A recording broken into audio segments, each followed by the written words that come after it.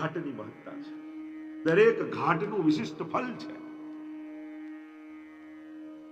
એવા શ્રી યમુનાજી, અને એમાં પણ 41 પદ આપણે ત્યાં માનવામાં આવે કે શ્રી હરિરાય મહાપ્રભુજીએ સંકલિત કરીને આ 41 પદ આપ્યા. 41 ની સંખ્યાનું પણ પુષ્ટિ માર્ગમાં વિશેષ મહત્તા. કાલે જેમ શિક્ષાપત્ર પર લઈશું તો પણ 41, મર્યાદા માર્ગમાં 40 આનું મહત્વ છે, પુષ્ટિ માર્ગમાં 41 આનું મહત્વ છે.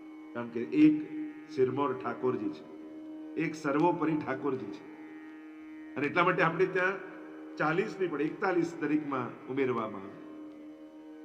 અનેક અનેક ભાવનાઓ પણ એની પાછળ છે.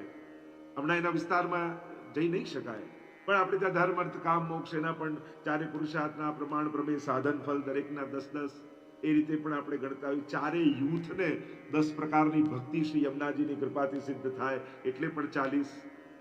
એ રીતે 40ના અનેક ભાવને ઉપર એક 41 શ્રી યમુનાજી વિશેષ રૂપે ધર્મી રૂપે અનેક અનેક અનેક અનેક ભાવો 41ના બતાવે. સીધી સાદી ભાષામાં કરીએ તો આપણી ને યમુનાજીની એક તાલી થઈ જાય એ જ 41 છે.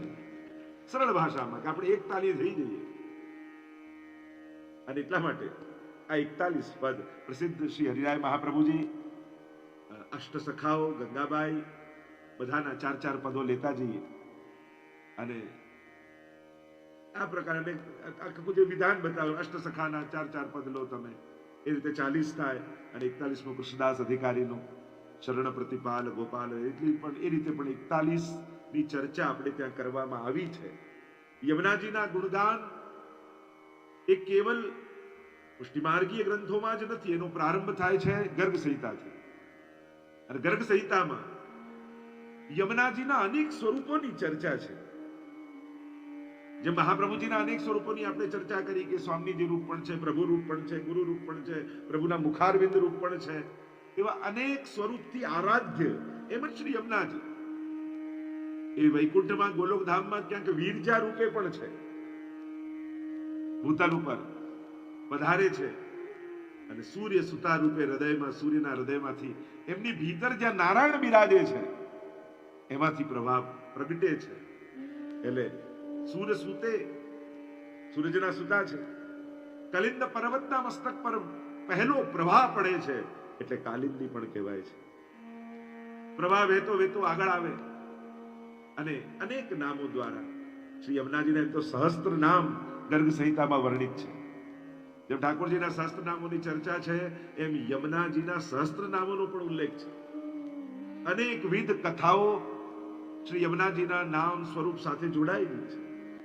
અનેક અનેક દેવતાઓ પણ, એટલે તો શિવ વિરંચિદે વસ્તુતે, શિવજી અને બ્રહ્માજી પણ સ્તુતિ કરે છે યમુનાજી. અન્ય પુરાણોક્ત કથા બી છે અને વ્રજોક્ત કથા પણ છે. આગળ ચર્ચા નીકળશે તો કરીશું. એવા શ્રી યમુનાજી, કારણ જ્યારે યમુનાજીના ગુણગાન થતા હોય, કારણ કે યમુનાજીના દર્શનની મહત્તા જોતા જન્મ સુધાર્યા, યમુનાજીના પાનની મહત્તા, યમોબી ભગિની સુતાન કથમ અંતે ન જાતુ યમયાતના ભવતિ તે પયપ્પાનત. યમુનાજીના સ્નાનની પણ મહત્તા, પણ ક્યાં કોણે કઈ જગ્યાએ કરવું એનો એક વિવેક છે. અને જ્યારે સ્વરૂપ મહાત્મ જ્ઞાન થાય ને તો નહાવાની ઈચ્છા થાય, સ્વરૂપ જ્ઞાન થાય તો પછી પાન કરવાની ઈચ્છા થાય. એટલે આપણા પુષ્ટિ ભક્તિમાં કેવલ મહાત્મ જ્ઞાનથી નથી ચાલતું. મહાત્મ જ્ઞાન પૂર્વસ્તુ સુદૃઢ સર્વતોધિક સ્નેહ, પછી સ્નેહ ભળે છે, અને સ્નેહ ભળે છે ત્યારે સ્વરૂપ જ્ઞાન થાય છે, અને પછી વ્યવહાર અને વિવેક બદલાઈ જાય. તો સ્નાનની પણ મહત્તા છે, અને એ જ રીતે ગુણગાનની પણ મહત્તા છે. આપણે ત્યાં અનેક લોકોને ધન્ય કયા છે પુષ્ટિ માર્ગમાં. યશોદાજીને ધન્ય કયા પુષ્ટિ માર્ગમાં. ધન્ય યશોદા ભાગ્ય તિહારે જીને એસો સુત જાયો. તમારા ઘરે પ્રભુ પધાર્યા, તમે ધન્ય છો. આપણે ત્યાં હરણીઓને વેણુ ગીતમાં ધન્યાસ્મ મૂળ મતયોપી હરિણ્યએતા યાનંદ નંદન ઉપાત વિચિત્ર વેશમ આકર્ણ વેણુ રણિતમ સહ કૃષ્ણ સારા પૂજામ દધુ વિરચિતામ પ્રણયાવલોકી. હરણીઓ ધન્ય છે, કારણ કે ગોપીઓ કહે જે દર્શન અમને નથી થતા એ આ હરણીઓ કરે છે. વિચિત્ર વેશમ, વિચિત્ર વેશમ કયો છે કે યશોદાજીએ તો પોતાના પ્રમાણે વસ્ત્ર શૃંગાર ધર્યા, પણ ત્યાં ગોપીઓએ વનમાં કોઈ જુદો મનોરથ કર્યો છે, અને જે મનોરથ કર્યો એ પ્રમાણે વસ્ત્ર શૃંગાર જુદા સિદ્ધ કર્યા છે. એટલે આ વસ્ત્ર શૃંગાર વડા કરે ને પેલા ધરાવે, અને એ સર્વાંગના દર્શન હરણીઓને થાય. આ ભાવ એટલે ધન્ય કયા છે. એટલે એ જ રીતે ભગવદીઓને ધન્ય કયા. ધન ધન ભાગ દાસ નિજ જનકે, જો यह દર્શન પાવે હો. ભગવદીઓ ધન્ય છે. શ્રી યમુનાજી ધન્ય છે. ધન્ય શ્રી યમને નિધિ દે નહારે. યાર ધન ધન એમ લોકો કહે જય જય શ્રી યમુના ને. જે ભાગ્ય સૌભાગ્ય શ્રી યમુનાજી આપણે પોતે ધન્ય છે. કારણ સદા ઠાકોર સદા વ્રજનાથ ઇન સંગ ડોલે. પ્રભુ એક ક્ષણ એમના વગર રહી શકતા નથી. અને એટલા માટે શ્રી યમુનાજીના ગુણગાનની બહુ વિશેષ મહત્તા છે. જો પાન કરવા માટે પણ ક્યાંક યમુનાજી જોઈએ, સ્નાન કરવા માટે તો જવું પડે, જોવા દર્શન કરવા માટે પણ વ્રજ જવું પડે.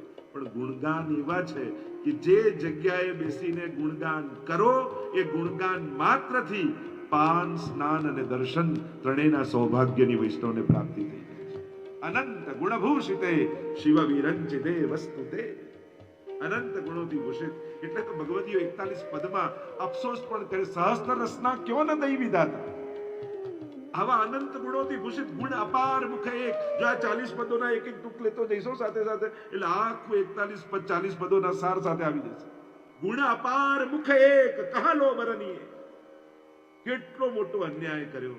કોઈ મોટા સાગરના કિનારે ઊભા રાખી અને એક નાનકડી ચમચી આપે ને એમ કે આ સાગરને ઉલેચી બતાવો, તો ક્યાંથી થાય?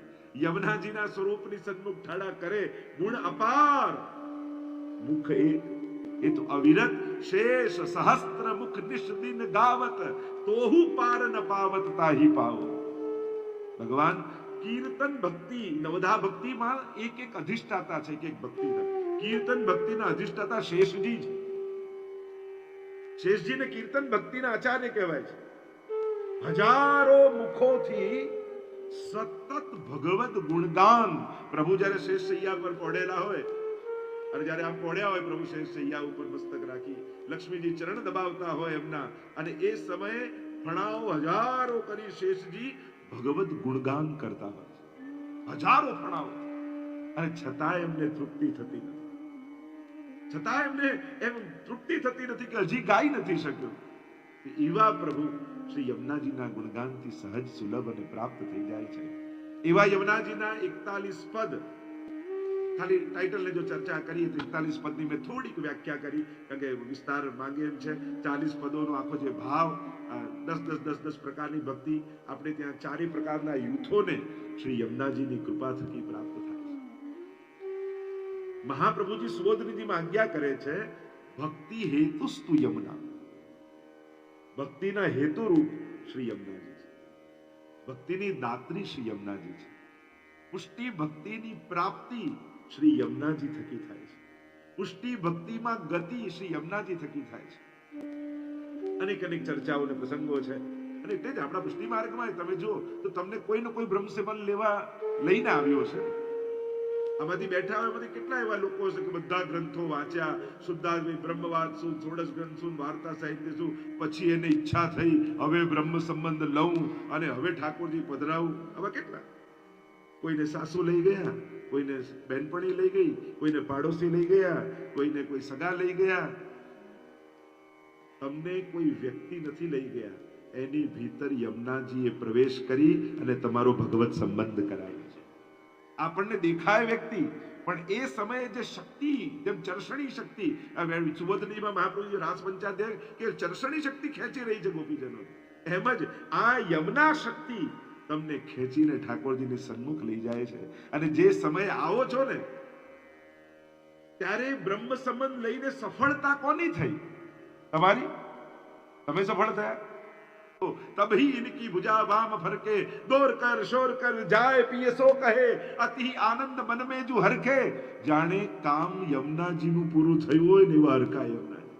જાણે સફળતા યમુનાજીને મળી હોય ને, કારણ કે એ તો સંકલ્પ લઈને બેઠા છે ને કે મારે કારણે આગળ પ્રસંગ નીકળશે તો કહીશું કે ભૂતલ પર એક એક જીવને ફરી લીલામાં પ્રાપ્ત કરાવીશ. એટલે જ્યારે બ્રહ્મ સંબંધ થાય છે ત્યારે સૌથી મોટો હરખ શ્રી યમુનાજીને થાય છે. કારણ એ જેના પ્રેરણાથી તમારા બ્રહ્મ સંબંધમાં તમે લઈને આવ્યા એ વ્યક્તિ ગૌણ હતો, એનું પ્રેરક બળ તો શ્રી યમુના શક્તિ હતી, યમુનાજીનું બળ હતું. અને એટલે તો એ હરખાઈને ઠાકોરજી આગળ વધાઈ આપવા ગયા.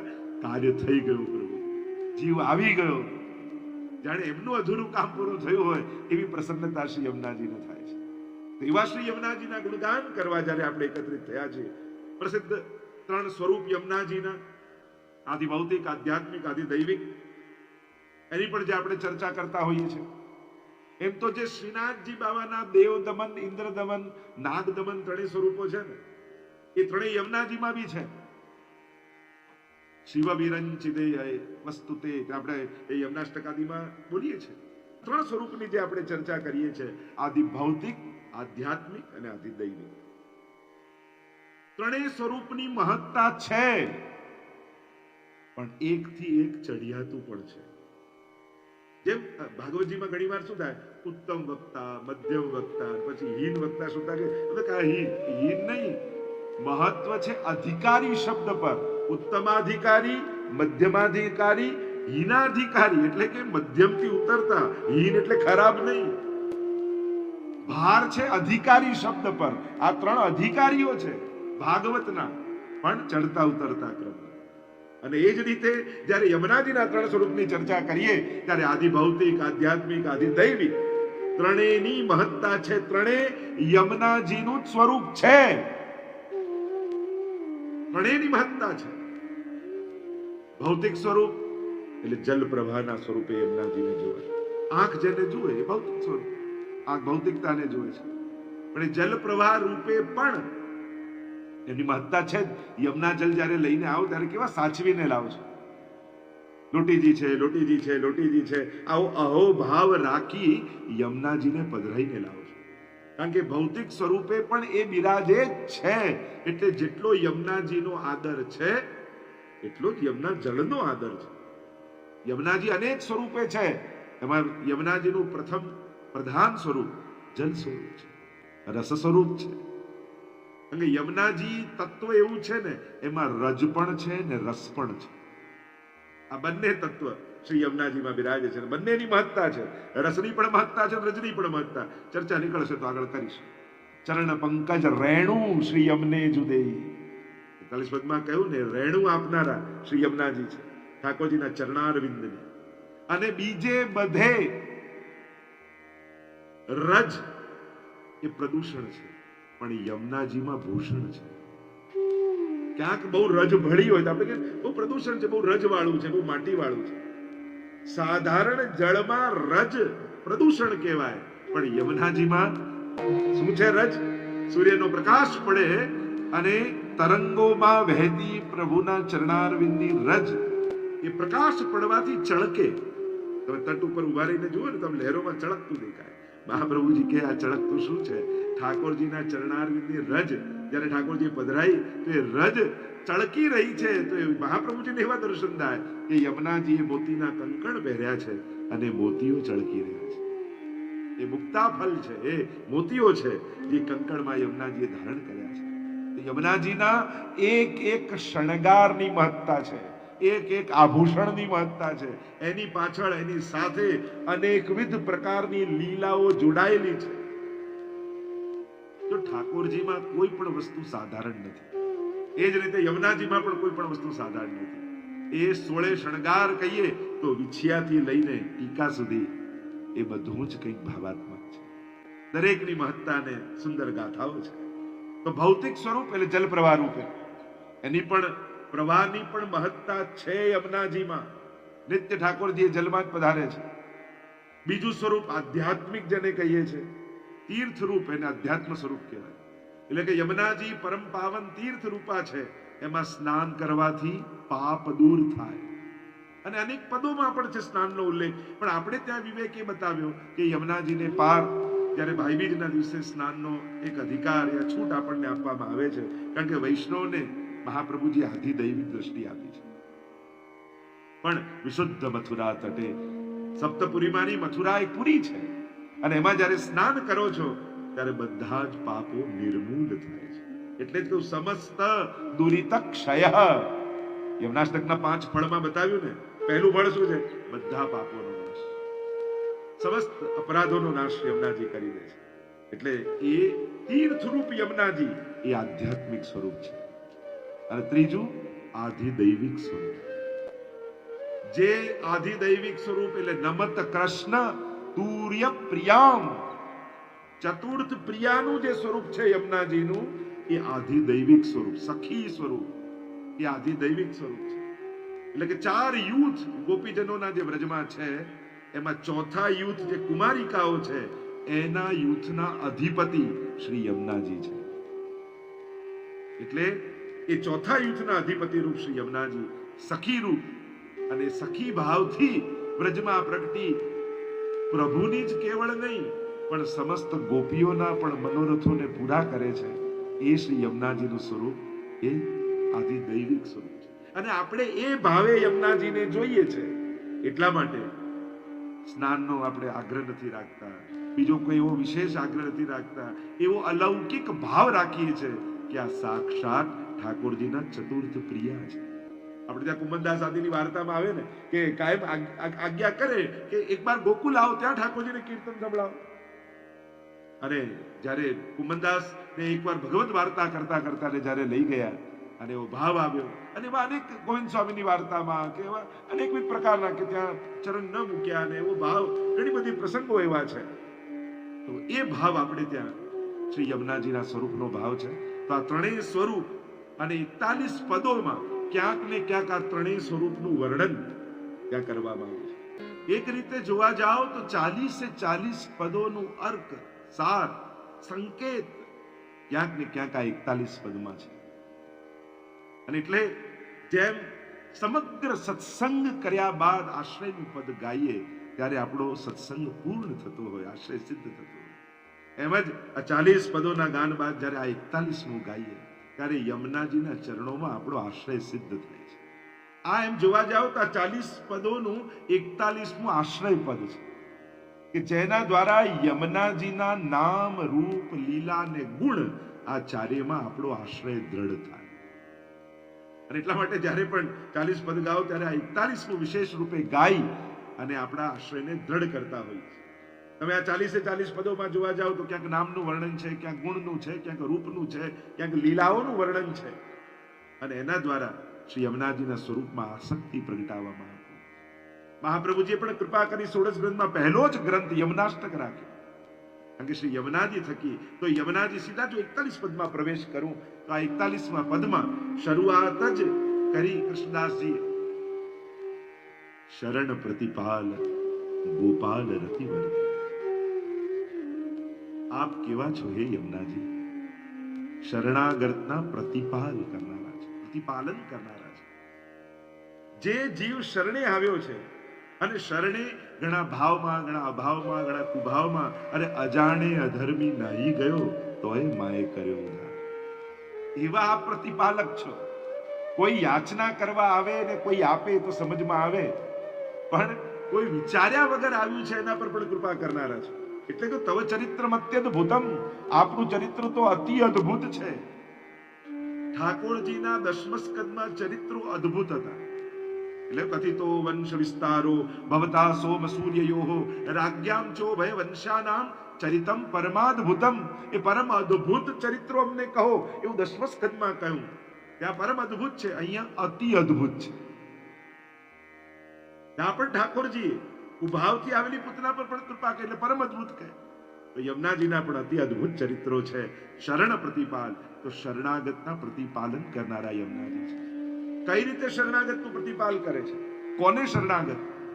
તો કે 2 જણાને જે શરણાગત થયો છે. એક શ્રી ઠાકોરજી, બ્રહ્મ સંબંધ જીવનું થયું, પછી પ્રતિપાલન કરવાની જવાબદારી યમુનાજીની છે. અને એમ જ કહત ગોવિંદ શ્રી યમને જા પર કૃપા સોઈ શ્રી વલ્લભ કુલ શરણાય. અને જે શ્રી વલ્લભને શરણે ગયો છે, આ 2 તત્વના જે શરણે ગયો છે, શ્રી યમુનાજી સંકલ્પ કર્યો છે કે એ શરણાગતનું પ્રતિપાલન હું કરીશ. જેમ એક નાના બાળકનો જન્મ થઈ જાય, જેમ દેવકીજીએ જન્મ આપ્યો, પાલન યશોદાજીએ કર્યું, એમ જ મહાપ્રભુજી બ્રહ્મ સંબંધ આપીને જન્મ આપે, પાલન કરનારા શ્રી યમુનાજી છે. એ વૈષ્ણવ, એ ભગવતી. અને 2 રીતે પાલન યમુનાજી કરે છે. એક એના દુઃખોને દૂર કરી માં બનીને પાલન કરે છે. 41-40 પદોમાં જો આપું તો જૈસે જનની રાખત પુત્ર બારે, 40 પદોમાં ભક્ત પ્રતિપાર જંજાર ટારે. જ્યારે જંજાલ જીવનમાં ઘણી વાર આવી જાય તો એને ટાળનારા કોણ? જૈસે જનની રાખત પુત્ર બારે, જેમ એક માં પોતાના બાળકને રાખે ને એ રીતે એકવાર તમે યમના પાન કર્યું, એકવાર જઈને બ્રહ્મ સંબંધ પ્રાપ્ત કર્યા પછી યમુનાજી પોતે માં બની એક બાળકની જેમ તમને સાચવે છે.